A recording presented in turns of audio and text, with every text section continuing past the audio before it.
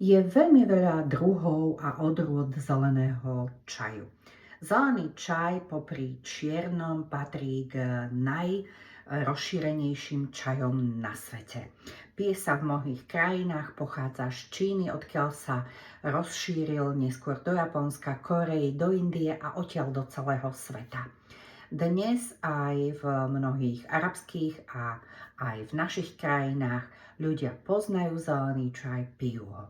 Tak si niečo povedzme o jeho zložení.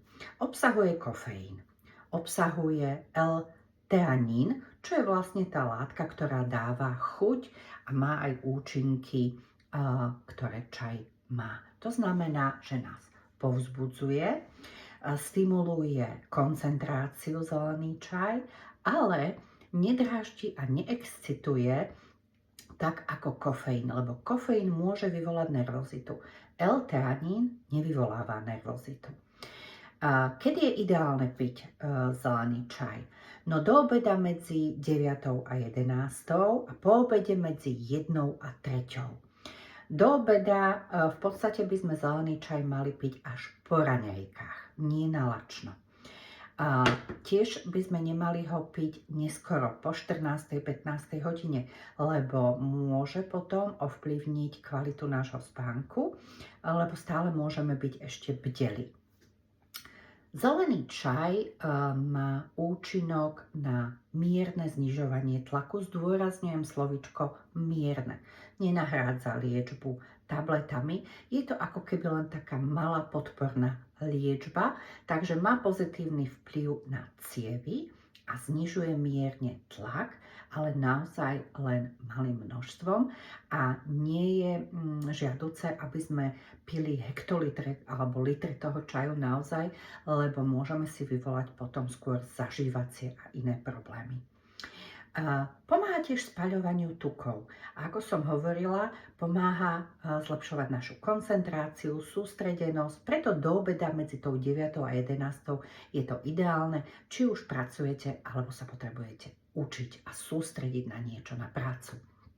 Má tiež protizápalový účinok a je šetrný k našim zubom a zlepšuje alebo pomáha zlepšovať aj imunitu a čo je dôležité, aj má mierny účinok na znižovanie hladiny cukru v krvi.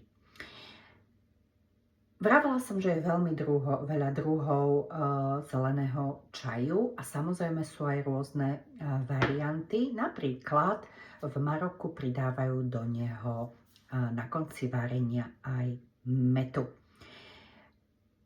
Obsahuje aj iné látky.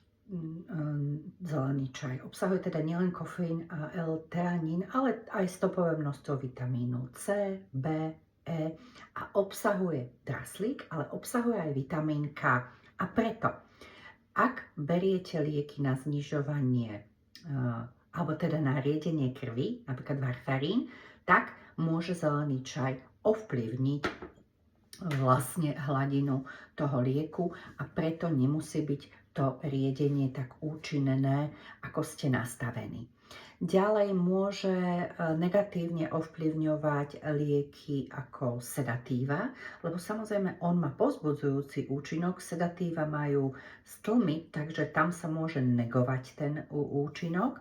A ďalej ovplyvňuje lieky, ktoré nazývame beta-blokátory. Tie sa používajú na rôzne arytmie srdcové, na v podstate zachovanie správneho tepu, prípadne ovplyvnenie aj tlaku.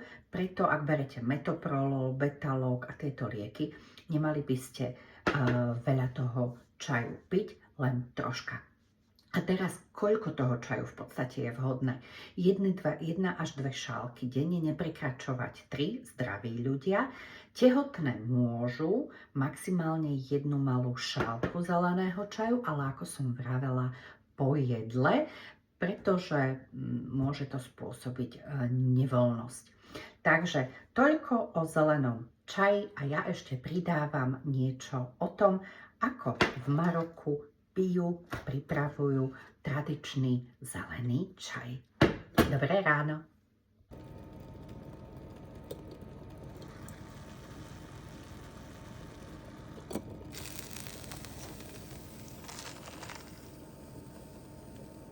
Marocký čaj sa potom takto nalieva do sklenených pohárov, on sa krásne napení, naspäť sa naleje do várnej konvičky a znovu sa leje.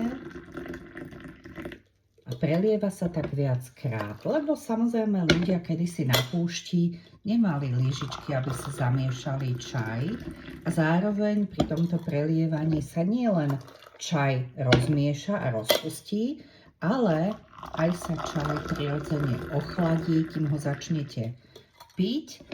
No a samozrejme, keďže na konci sa pridala do zeleného čaju aj mäta, tá sa nesmie dlho variť, tá sa len tam dá na konci, tak zmieša sa aj chuť zeleného čaju práve s tou mätou.